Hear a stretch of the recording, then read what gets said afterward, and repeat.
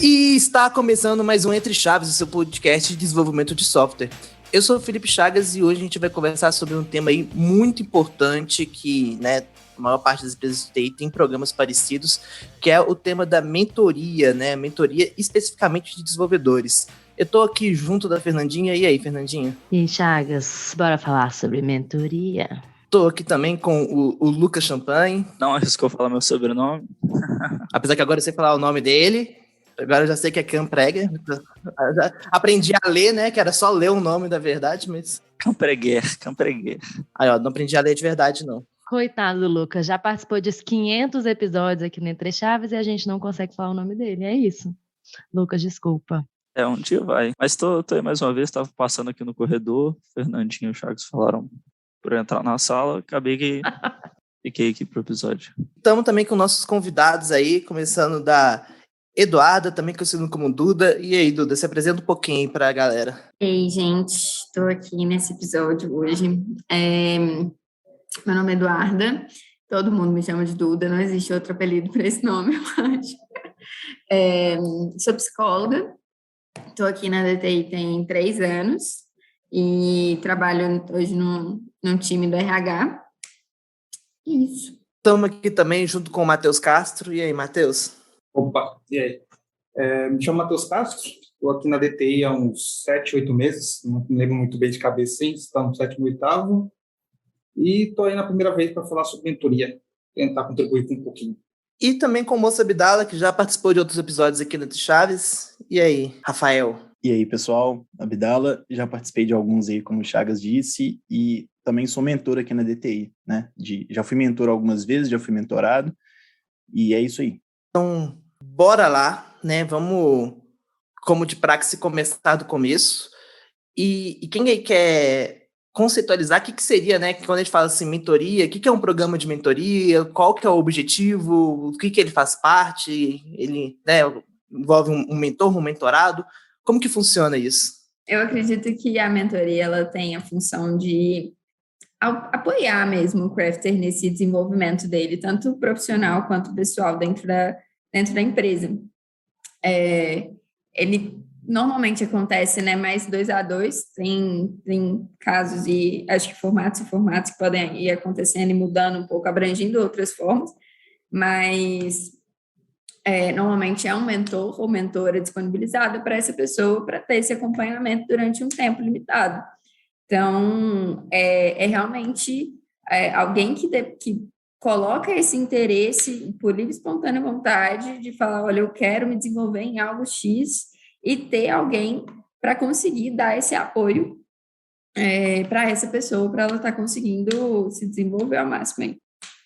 A Duda até chamou ali dos crafters, Acredito que a Duda falou bem do modelo da DTI, hoje de mentoria, Mas mentoria existe em várias outras empresas, Eu acredito muito aí sobre um relacionamento recíproco entre mentorado e mentor. Vocês acreditam nisso também? Tipo assim, de não ser só um mentor que fica lá falando, ensinando e o mentorado só aprendendo, Mas sim num relacionamento em que eles se colaboram, Sim, inclusive as dinâmicas entre diferentes pessoas podem ser diferentes, Às vezes a mentoria, ela nem sempre é só técnica, ela nem sempre é só sobre, sei lá, tecnologias do dia a dia, às vezes também envolve muito questão de soft skill, questão de lidar com problemas do dia a dia, esse tipo de coisa também. E acho que entra um ponto também de que o mentor, ele não é recíproco até para a gente pensar que o mentor, ele não é essa pessoa total referência. Ele não é aquele que precisa ter todas as respostas na ponta da língua, ele não precisa sanar todas essas dúvidas, mas eu acho que ele está exatamente na posição de falar, não, vamos descobrir junto, vamos aprender junto sobre isso. Então, acho que é mais essa pessoa que se coloca disponível nesse processo de aprendizado e desenvolvimento. Acho que isso que a Duda colocou é extremamente importante, porque, na realidade, não existe ninguém que sabe tudo, E se a pessoa ela se coloca nessa posição, é muito certeza que ela está equivocada sobre o próprio conhecimento. Então, eu acho Fale por você, Chagas. Tô brincando.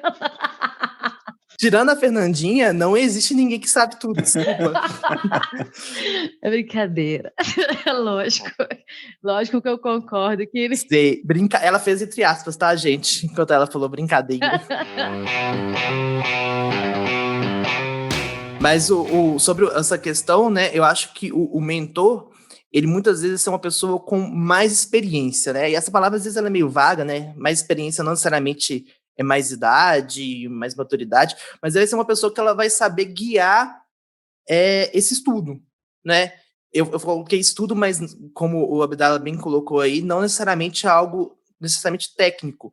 Pode ser uma questão de como se portar em reuniões com o cliente, né? De desenvolvimento de soft skill, que a pessoa ela vai saber orientar qual caminho seguir, vai saber talvez estudar antes, caso ela não saiba um tema, para conseguir apresentar esse tema.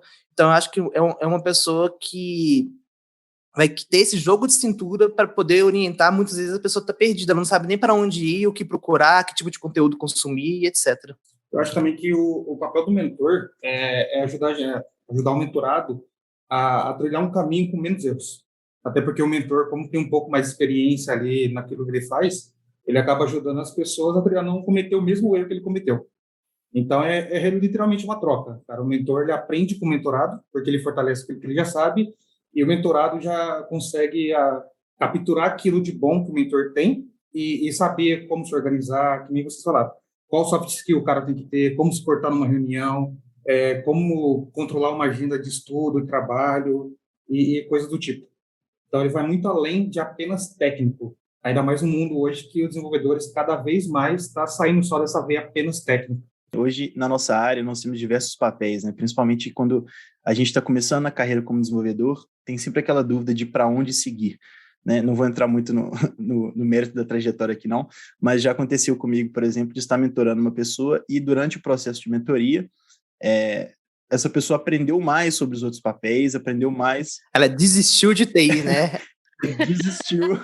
Ela viu onde ela estava se metendo e falou: nunca mais quero trabalhar com isso na minha vida. Não cometeu os mesmos erros do Abdala, né? E seguiu outra carreira. Exatamente. O Abdala contou para ele como que era o caminho e ela falou assim: é isso então. Não pediu demissão.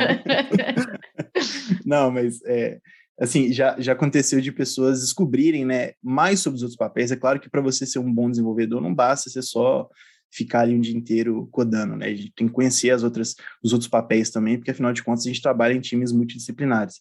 Então já aconteceu de, nesse processo de conhecer as outras partes, entender os outros lados, as pessoas se interessarem mais por outros papéis, né, e desistirem até dessa trajetória técnica. Claro que isso não tira o propósito da mentoria, né, continua sendo extremamente válido, até porque, como a gente falou aqui, não é só a parte técnica, mas é bom também para dar uma visão geral sobre a nossa área, que não é só desenvolvimento. Mas é até da parte técnica, né? Tem muito desenvolvedor no início de carreira que ele escolhe back-end ou front-end igual como se estivesse escolhendo seu Pokémon inicial, né? Como se fosse uma escolha que você nunca mais vai poder voltar atrás na sua vida. Então, naquele momento ali que você escolheu ser um desenvolvedor front-end, você assinou um contrato com as entidades da programação e agora você é só um desenvolvedor front-end para o resto da sua vida. E, às vezes, a mentoria é uma oportunidade para ela conhecer outras áreas, até dentro do próprio técnico, e tomar gosto, ou aprender, ou ver que dá, sim, para ter alguma visão mais multidisciplinar da parada, né? E até aprofundar mesmo em um desses pontos, né? Eu escolhi front-end para o resto da minha vida, mas aí ele começa uma mentoria e começa a aprofundar muito nessa área e vai vendo que, meu Deus, não é nada disso que eu talvez queira, ou então é para outro lado que eu tenho que ir. Isso acontece bastante. E eu acho interessante o que o Chagas comentou de início de carreira e tal, porque a minha impressão de mentoria, pelo menos no início, era um negócio meio que dos padawans que viam os Jedis e eles iam me ensinar a ser o Jedi, né, da tecnologia, do front-end, do back-end, ser muito avançado, assim, né? Mas eu já vi casos próximos meus, no meu time lá, de pessoas que estavam mais em início de carreira, assim, tendo que lidar com várias tecnologias ao mesmo tempo, e fizeram uma mentoria de desenvolvimento, no geral, aprendendo esses conceitos mais introdutórios, e foi o que colaborou, assim, muito para eles conseguirem pegar e se desenvolver muito mais rápido, assim, nesses primeiros passos. Acho que foi fundamental.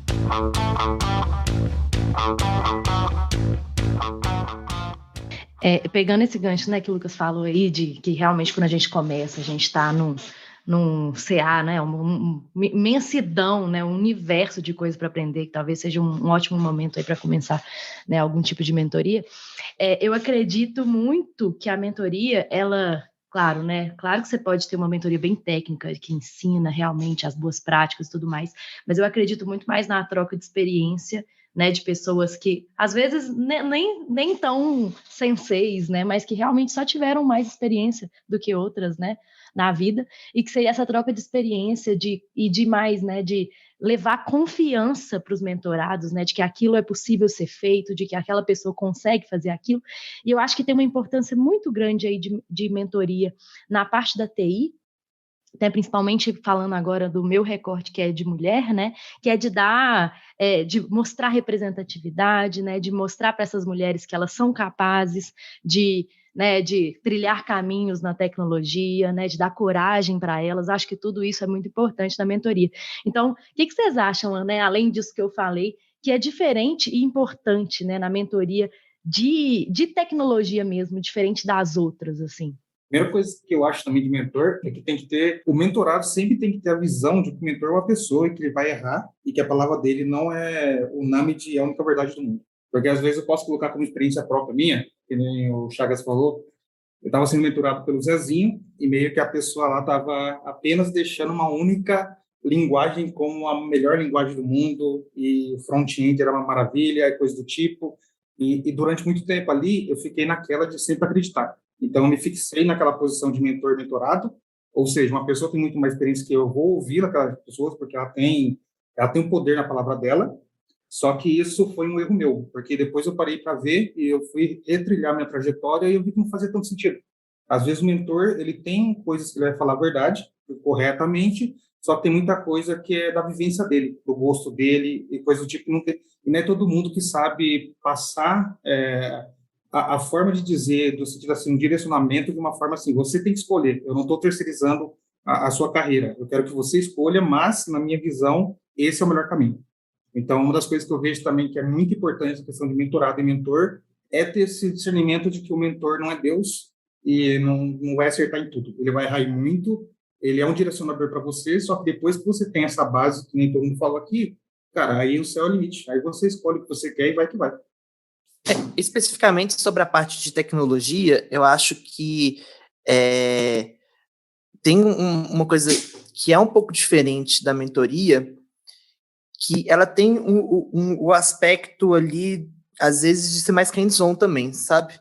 De você abrir um código, de você escrever um código em conjunto, de você talvez ali validar um pull request real. Eu acho que a mentoria, né, aí pegando mais até na pergunta da Fernandinha, o que a mentoria de desenvolvimento tem de diferente de outros tipos de mentoria, de outros tipos, né, de trabalhos de tutor? Eu acho que, aí na minha opinião, né, é muito importante ter um aspecto mão na massa, porque as coisas na teoria, no campo das ideias, às vezes elas são muito abstratas. E na hora que você realmente vai ver, na hora que você vai escrever um código junto, na hora que você vai tentar ali avaliar um pull request, vai abrir, né, pega o projeto do squad e analisa a arquitetura do projeto do squad, vê o que tem a melhorar, o que não tem, pergunta por que certas decisões foram tomadas. Enfim, eu acho que ter uma parte ali mais prática é uma coisa muito importante que faz muita diferença em relação a outros tipos de mentoria. Acho que até pegando um ponto aí, da questão de formatos de mentoria. Eu sinto que o formato, ele depende muito daquilo que o mentorado demanda, assim, do mentor. Porque tem pessoas que vão precisar mesmo de alguém que vai ser muito bom na massa e que vai sentar com a pessoa e fazer a parte técnica ali com ela, e revisar aquilo que ela fez e dar desafio para ela fazer. Então, acho que tem perfis nesse sentido, e tem pessoas que vão querer essa troca, que nem a Fernandinha falou, mesmo que seja uma questão técnica, mas a troca da vivência com o cliente, a troca de desafios que a pessoa já enfrentou no dia a dia dela como squad.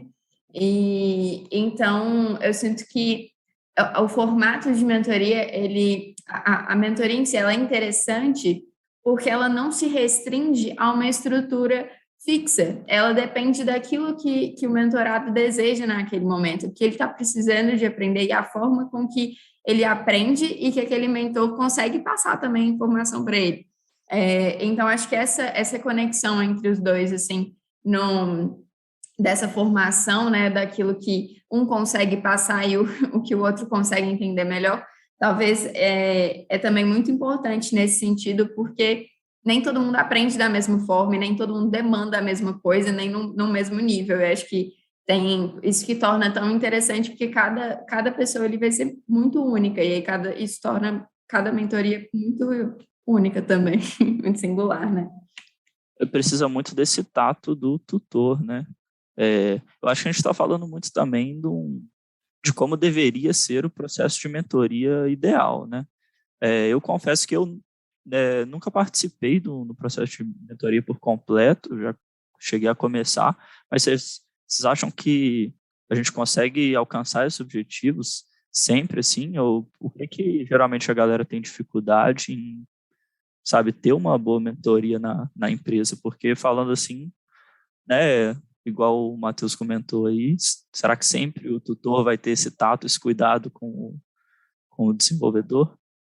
Eu não acho, assim, 2 pontos, né? Eu não acho que é tão utópico, não, nesse sentido, porque, colocando até alguns exemplos, mas aí falando do programa de mentoria que a gente tem aqui dentro, a gente tem situações em que a gente conhece mentores que tiveram uma experiência muito diferente com pessoas, entre 2 mentorias, por exemplo. Então, que em uma tinha uma atuação muito mais de conversa e na outra ele precisou se organizar e se reinventar de uma forma muito mais estruturada, porque a pessoa demandava disso. Mas aí vai entrar no ponto de que realmente a pessoa conseguiu sentir que o mentorado demandava esse tipo de atuação dele. Então, realmente, precisa ter... Eu acho que aí entra no ponto que o Chagas tinha comentado da experiência. Que a experiência, ela não diz esse tempo, ela não diz de anos ou nível de conhecimento, mas ela diz de um nível de cultura, um nível de escuta, de cuidado. Eu acho que para você se dispor a ser um mentor, tem que ter um mínimo de vontade de ensinar o outro. E eu acho que isso já parte... a gente já consegue ter pelo menos uma ideia de que a pessoa está ali, ela está disposta a tentar ensinar de uma forma ou que ela vai precisar aprender algumas coisas. Então, eu não sei até que ponto é possível ou viável de garantir, talvez dependeria do tamanho da empresa, da proximidade com esses mentores. Então, é possível garantir essa qualidade nesse sentido, mas acho que é possível ter um esforço, sabe? Ter um conhecimento mínimo de que as coisas acontecem, ter um acompanhamento de como que isso é feito. Então, de alguma forma, eu acho que não é tão no mundo das ideias nesse sentido. Eu acho que depende de um tanto de coisa também, né? Depende da expectativa do mentorado, depende do perfil do mentorado e do mentor, né? Então, tem mentorados que eles já têm uma ideia muito clara do que eles querem, eles já sabem o que eles querem desenvolver, eles já sabem quais são os problemas que eles precisam de ajuda no dia a dia, e tem gente que não faz a mínima ideia, né? Ao mesmo tempo, a gente tem mentor que são pessoas com soft skills muito mais desenvolvidas e conseguem tentar tirar essa informação da pessoa, conseguem ajudar essa pessoa a descobrir, e tem pessoas que são puramente técnicas, assim, que talvez vão conseguir te ajudar com coisas técnicas e dependem muito mais de uma proatividade do mentorado nessa situação.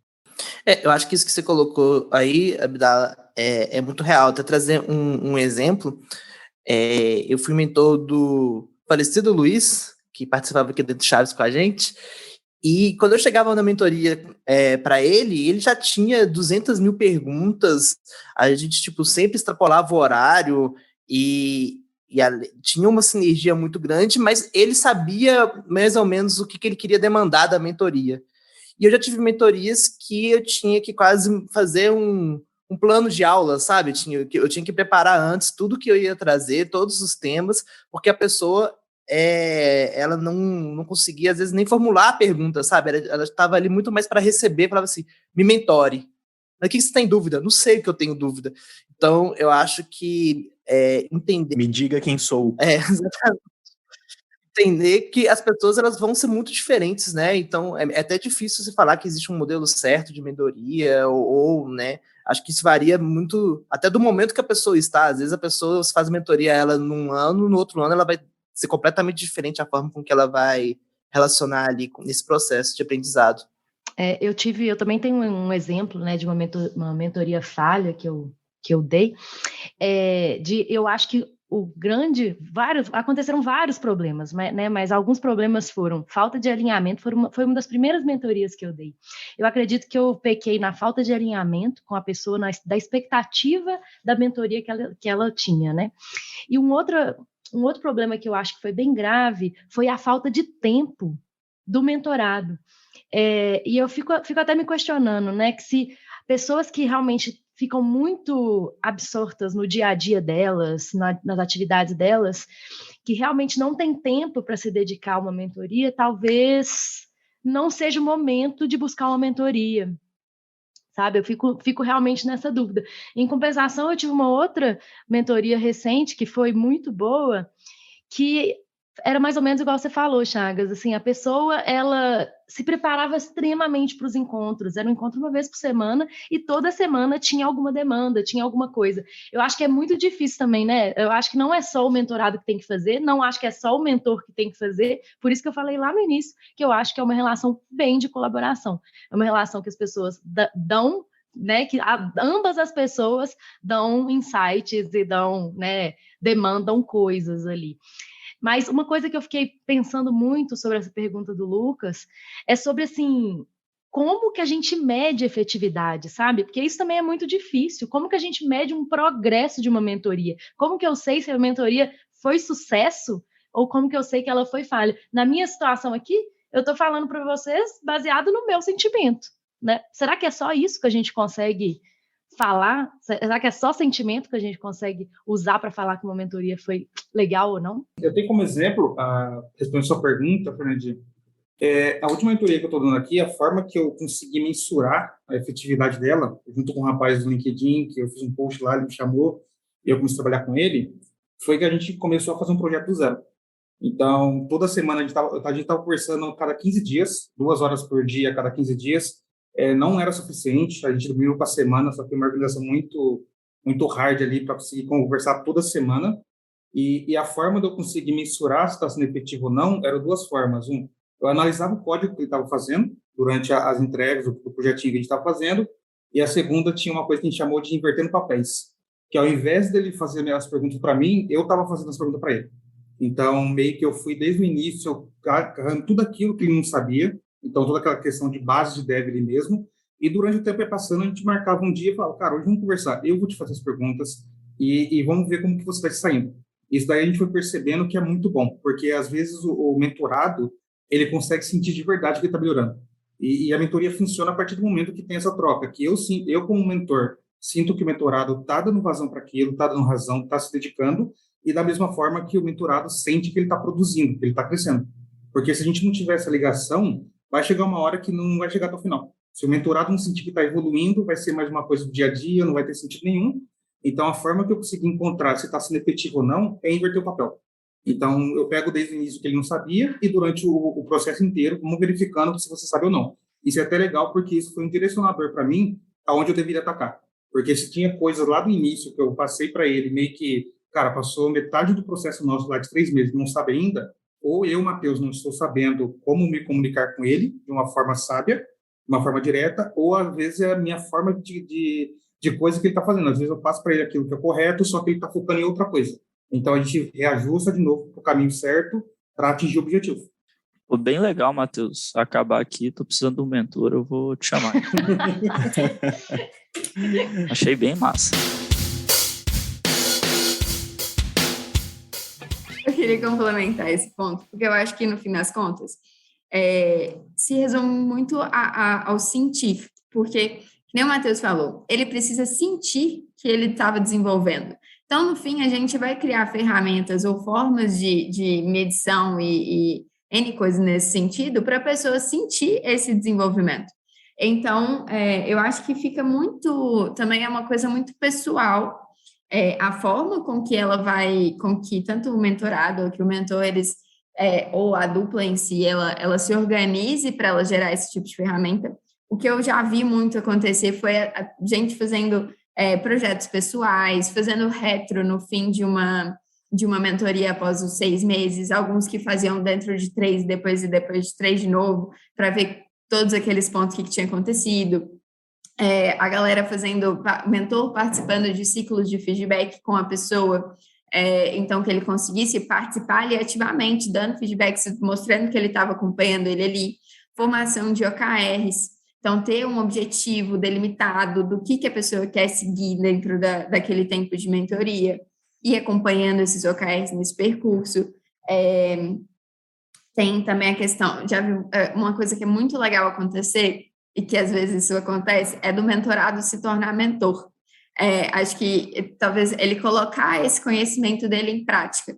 Às vezes com pessoas que são mais juniores e que estão fazendo uma transição, por exemplo, de uma atividade, que aí ela está, de alguma forma, ela carrega mais experiência do que aquela que está querendo aprender algo. Então, acho que, né, de toda forma, assim, são esses mecanismos que as pessoas vão criando e inventando mesmo para que elas tenham esse sentimento desse desenvolvimento, que isso torne minimamente palpável, sabe? Eu ia comentar um negócio que você citou, Duda, que é justamente fazer retro. Não usava esse nome especificamente, não, a gente chamava de checkpoint, mas a cada 2 meses, com alguns mentorados já fiz isso, mas no formato de retro mesmo, de colocar pontos positivos, pontos a melhorar, e se a gente poderia colocar alguma ação para melhorar o formato da mentoria. E já tive todo tipo de resultado nessas retros aí, né? Já teve com uma pessoa que a gente chegou à conclusão de que ela não tinha tempo, realmente, que foi o que a Fernandinha falou, e a gente cancelou a mentoria. Já teve uma outra que a pessoa mudou de papel, mudou a atuação dela na empresa durante esse tempo, então aquilo que a gente estava conversando já não estava fazendo mais sentido, para ela faria sentido uma mentoria voltada para outro tópico, e já teve vezes que foi tudo positivo, assim, nossa, foi ótimo, aprendi isso e aquilo, então acho que é uma das formas de ver se foi bom ou não, né? Eu não vou chover no molhado não, porque eu ia falar dessa questão da retro, ou o nome que quer dar para essa reunião de avaliação. Eu só acho que tem que tomar cuidado com fazer um projeto no final da mentoria. Eu acho que tem casos que isso é importante, mas aqui a gente não é uma escola que vai fazer uma prova, e a pessoa vai fazer a prova e ela vai, a partir da prova, saber se ela passou ou não do curso Mentoria 101. Eu acho que a mentoria, a maior parte das vezes, coisas muito subjetivas, né?